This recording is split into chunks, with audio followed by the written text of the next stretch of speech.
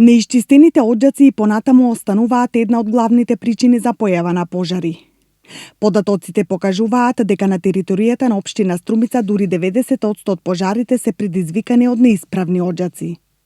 За тоа говори и фактот што од почетокот на грејната сезона до денес струмичките пожарникари имаат дури 64 интервенции за неисчистени оđаци. Сакам да апелирам до општина Струмица и целиот струмички регион да го искористат топлото и суво време во овој период од годината, доколку го немат тоа сторено, да ги исчистат нивните оđаци. Истото важи и за објектите на правните лица. Чистењето на оđаците е задолжително за сите, без разлика дали се работи за стамбен објект, куќа или јавна институција, информираат и од Дирекцијата за заштита и спасување.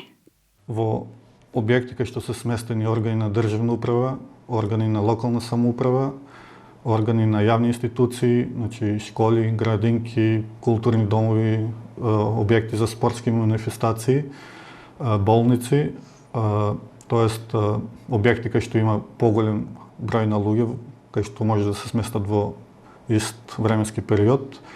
Одржувањето, тоест чистењето на оđаците, на димоводните канали се врши еднаш месечно во текот на грејна сезона и еднаш во текот на сезоната кога не се грее. Тоест пред грејната сезона се врши чистење на оđакот и проверка на исправноста на истиот. Додека кај индивидуалните куќи за станување или стамбените згради, чистењето на оđаците се врши два пати во текот на грејна сезона и еднаш пред грејна сезона.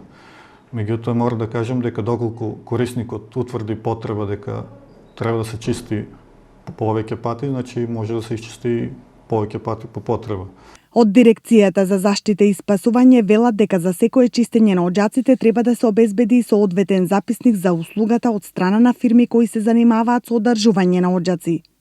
За непочитување на одлуката за исправен оđак следуваат превисоки казни.